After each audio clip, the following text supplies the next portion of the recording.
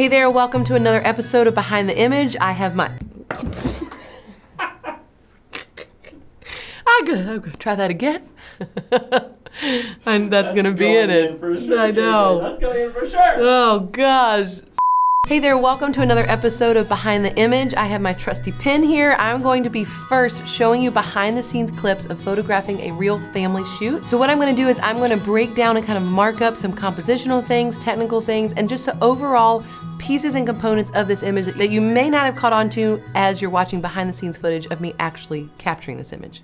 So this clip is actually a clip from KJ All Access, which is our membership that over 3,000 photographers enjoy every single month. We give them new content every month of either me shooting a wedding day, portrait session, engagement session, and we have recently added family sessions. So all you family photographers out there that are just getting started or need new inspiration, there's a place for you now at the All Access table, and we're excited to have you a part of it. There's a 5-day free trial. You can find the link below. That's a great way to try it out, get access to the vault, watch anything you want. There are dozens of weddings, dozens of portrait sessions, all types of venues, weather, light.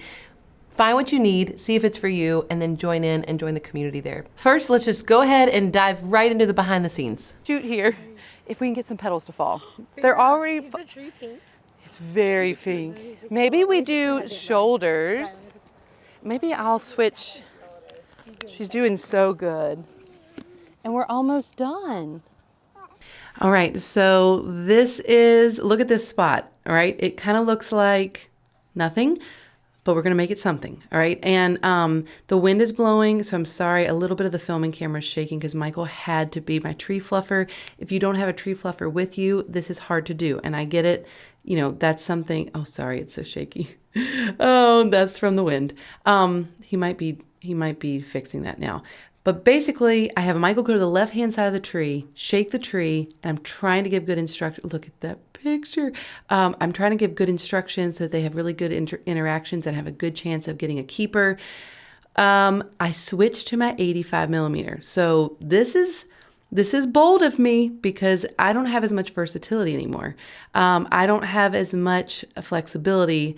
But look how great it's hiding the background, right? This is just a neighborhood road. It's not the best background in the world, but look how beautiful it looks because that bokeh is so deep and creamy and it starts literally right behind their heads.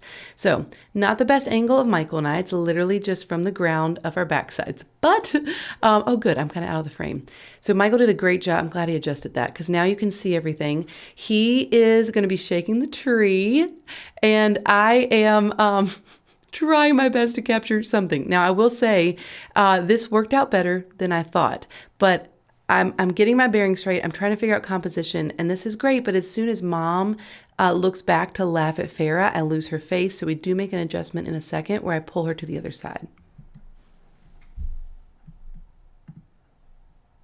You're good. That's perfect. Yes, and... let's see how, oh, this is good. Okay, so when we shake the tree, y'all can laugh at her and then just smile at me for one, okay? 1, 2, 3! Everybody smiling here! Oh my word, I think we got it. Let's do it again. You ready, Farah? You might need to make a noise. Again. Say again. Again? Again? Here we go. You ready? Ready? 1, 2. Ready, Mama? Yes! We got it! Michael, do it one more time. Yes, strong man. Ready? Again? Okay, I know I sound crazy. We're listening to this in the office as I'm editing it, and my sister was like, what are you doing? But she looked, and we got a great shot, so it was worth it. Okay, this tree's gonna be bare, and it's all our fault. Okay, are we ready? And if you want to put one arm around so you're kind of connected to her, if you can, I know it's hard. 1, 2, 3, yay! Yes! Oh wow, guys, that was amazing. Let's try it. Let's put her on the other arm and do one more, and then we're done. Okay, ready? So you guys can get your arms around each other if you can, and we gotta breathe. This is good. We'll let it die down. I'm checking. Oh heavens! Oh, that was perfect. So I'd love, if you can, if this is cropped up so I can't see your legs, this is gonna be hard. Oh, yeah. Brian, if you want to do this, so you get a little closer, and then you get tucked up really close next to him. All right, here we go. You can, oh, we'll wait for the wind, Yes, we got this. Ooh, windy. Thank you, Mr. Tree Shaker. Oh yeah, he's killing it. He is killing it. Again. All right. So. Okay, so I gotta explain to you what I'm thinking. You're like, why is Brian standing like that? I'm thinking compositionally, I'm cropping up, and I'm using kind of the branch as a way to fill that upper space, and I'm gonna crop so that you can't see the gap in his legs. Now, I don't love it. You can see his phone. I totally missed that. His jeans are dark. I didn't even notice it until I got home. But this is my thought. It's like I'm using my 85. I'm trying to get that really cool, crisp petals in the foreground, but like blurry petals in the background. That's one of my favorites. I look at that and I'm like, I did it. I made a KJ photo with a family, with a little kid that wasn't 100% on board. And like, I did it. So anyway, we're gonna walk. That was a win. I just felt like that's all I wanted. So it's. I actually thought that we did that longer, but in the moment it just felt longer because it was stressful to me. But yeah, I just thought that was great. That to me felt like this whole shoot was worth it, and I'm going home with something that I feel proud of. So I'm going to show you what I consider to be my favorite, one of the best shots of the day. And really the best shot from this one spot. And I wanted to break down those things in the back of my mind that were going on so that you can understand some of the things I'm breaking down here now on the image. So the reason why this image looks so light and airy is not necessarily because it's got beautiful backlit glow.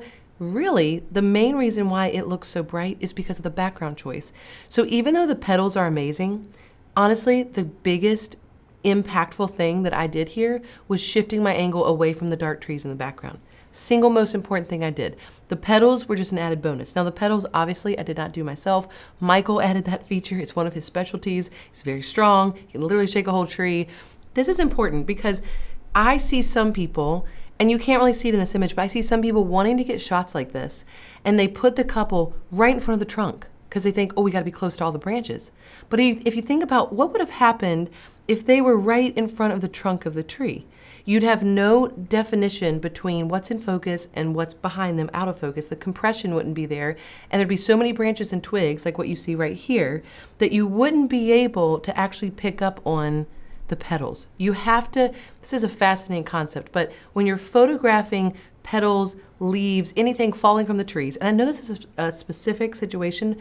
How many of you, though, shoot in the spring where you have blossoms? This is something that occurs a lot for a lot of photographers. And if you want this look, you have to create space and compression to be able to see the petals falling against the background. If you do not shoot with a high compression lens, it is so hard to get this look. The reason why you see these petals so clearly is because I have an 85mm on. So you saw when I was shooting that I put the 85mm on, and there were 3 reasons why I did that. One, I wanted the petals to show up. And I know that if the image had a sharp subject, immediate cut to bokeh, those petals are gonna look beautiful. It's gonna look almost like falling snow, very angelic. I also knew that it's gonna take that background, this whole area, and it's gonna take those trees and it's gonna wash it out. It almost looks like a watercolor painting. And that's not, you're not gonna get that with a 35mm. You're gonna get a little bit of it with the 50mm, but nothing compares to the 85mm. So I wanted the background to wash away. Also, look how simple and washed out and creamy the background looks. You can barely tell that there are yellow lines on that road. I wanted everything in the background to melt away. I wanted to hide distractions because the more you hide distractions, the more emphasis there will be on the petals. So when he shook the tree, we were in a great spot. Some fell in front of the couple. I took a lot of shots, like rapid fire, and it is hard to get a shot where you don't have petals like attacking their faces. This was a great one. You can see a few of them in front of her hair, a little bit in front of his face, but you can still very clearly see their faces. Now from a posing perspective, I wanted them to kiss, because I knew I can't get the little girl to look at me and smile.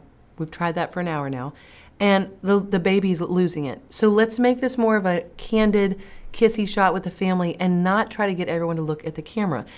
The other thought I had was, this could be epic, it could be beautiful, but if I try to get every single piece of the puzzle perfect, I may never get even one shot that I'm proud of. So let's try to do a kissy shot where the kids are kind of looking towards their parents, so I at least have one win, okay? So I don't even know if she's happy here. She kind of looks happy, can't really tell, but it doesn't matter because the emphasis and the focus is on mom and dad. So let's talk about the composition of this. There's a part of this that we haven't mentioned. It's ironic we haven't mentioned this because it's like the elephant in the room. Well, one, he has his iPhone in his pocket. That's unfortunate. Big miss on my part. But also, do you remember the height difference between these two? Like their wedding day? I mean, feet apart. She is so tiny. So a kissy shot like this, it looks natural. They look like they're maybe 6-7 inches apart, but really the height difference is insane. So I had to get strategic with my cropping because I can't show his crotch. Because if you saw any lower on his pants, you'd see that his legs are like this. He is literally standing in like giraffe pose. Like you see the giraffes where their legs are like this just so they can reach the ground. He's like this just so he can kiss his wife. And so I cannot crop any lower. So that means I've got to create composition at the higher level. So my composition can't be anything lower than the waist. It's got to be created above their heads.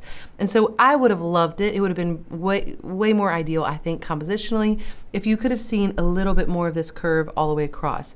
But the fact that you just see some curve here is actually still a win because it's drawing you over top of the couple, and then you have these petals filling in some of this negative space. This little guy helps. I love that this branch is somewhat over their head, and that's really important because I sometimes think to myself, if I'm trying to get a shot with this kind of look, a lot of times I will find one branch to put the guy's head directly underneath because why? If he's underneath of that, then what does it mean for this branch? It's going to be in focus. So you're going to have this crisp floral branch, but then everything else behind it's going to melt away.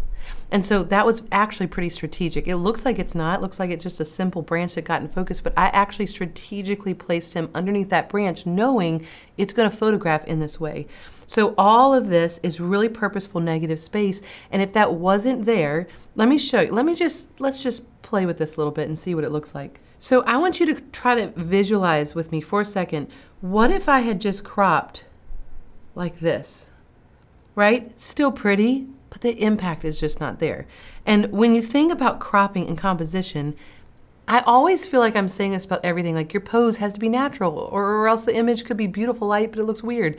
Lighting matters equally to posing. Like it just all kind of works together in a beautiful way. Composition adds more elevation to a style of image, or composition adds more image quality than I think almost anything else. It's the easiest way to enhance your images, but you have to be able to be in control in order to be able to think clearly enough to create composition while you're shooting. So when I came home from this shoot and I found this image, I think the number one reason why I love this image is because of the composition of it all. I know that it was a win. The petals are great. That's the second best thing. But the composition is what makes it unique and what makes it visually appealing. Having it cropped tighter and losing all of this negative space above his head would not make it nearly as impactful. If this had been a horizontal shot, which I did shoot some horizontal images in the gallery, you can see that if you watch the full episode. They're fine, but losing this part of the tree made a really big impact. So last thing I want to point out is lighting. You may think, well, Katelyn, if there are trees over here that you don't want to get, and you don't want to get the road, you don't have 85, like would you have spun them around the opposite way? And there's a few reasons why I wasn't going to do that, and it wasn't even an option. One, there were a lot of houses in the background instead of like these really creamy looking trees. Two, there was an overhang of trees if I was to flip them around. So all of these trees right here would have blocked access to the sky, and so they would have more shadows on their faces. And also right here on his shirt, what that shows me is that I got lucky with this shot. It was an overcast day, so they're facing towards the sun, which means they're going to avoid the eye socket shadows. It's going to be really great skin tones, super easy to edit. But when I see all these little pockets of light showing up, it means that the sun was about to pop through the clouds. So it's like, this was kind of magical that I even captured this because probably right after this is when the sun kind of opened up and they had spottiness on their shirts. So there's reasons why I didn't turn them around. One, because it was overcast and I could put them in this position. But if the sun had come out, I don't know if this would have been possible. Okay, so why do we even break down images like this? I think, honestly, it's because we're wanting to give photographers a peek into all the subconscious decision-making that is happening from years of experience. And if we can break that down for you, then maybe you can take some of it with you and subconsciously start to add it in to the way that you work as well. And so when I look at this image, what makes it a good image isn't just we thought about posing and Dad spread his legs apart so he could get a foot closer to Mom's face. It wasn't just that we did more of a candid shot and didn't try to get everyone smiling. The petals, yes, they add some magic. The composition here adds magic. This branch adds some magic. This overarching branch that kind of leads to the compositional negative space is magical. There's a lot of things that go into this, but the subconscious part of this that you would never hear about unless you heard me break it down is that I pivoted them away from the evergreen trees, that I put my 85 millimeter on instead of using my trusty 28 to 70 2.0, even though that would have been beautiful, it would not have given us this look. And then lastly, positioning with the light, that I was facing them towards the sun because it was overcast, but I just barely made it because you can see hot spots are starting to form on his shirt. Thank goodness they're not super noticeable. So much goes into just one image. It's amazing sometimes that we walk away from a family shoot, especially with really young kids, feeling like we got something that we're proud of. And so this is something I'm proud of. This whole shoot was a challenge, not because anyone did anything wrong. It's just young kids and babies, and it was early morning. It was on a Saturday. It was hard. And so I look at this and I think, what a win. This was a win. And if you struggle to figure out how can I get images that I'm proud of, just take one of these tips. Don't try to do it all. Just take one of these tips. Negative space, creative posing with height differences, lighting decisions on an overcast day, utilizing blossoms in a way, strategically placing your couples and pivoting your position so that you don't have a black hole behind them. All of these things play into elevating your images and upping your credibility and overall increasing your skill as a photographer. So I hope this is helpful. If you love stuff like this, like if it's helpful to watch me shoot it and then watch me break it down, we have a whole series where I do this, but also you would love KJ All Access. Why? Because you get to watch me do shoots like this nonstop. Every single month there's new content. You get to be in community with other photographers learning and growing alongside of you. And I hop on a Zoom call live every single month with our All Access students that have additional questions, and I get to connect with them face to face. So I would love to have you on the next one. We normally do them on the last Thursday of every month. So yeah, join in All Access, 5-day free trial. If you don't do a trial, you're just like, no, I'm ready for it. I want to be a real member. It's $29 a month. I will see you on the inside. But if you're not ready for a membership that is paid, you're not ready for that level of content, you just want the free stuff, I get it, I understand. I want you to like and subscribe to this channel so you don't miss anything that we produce and create and put out to you every single Thursday. So I will see you next week. Thanks for watching. See you later. Bye. Bye!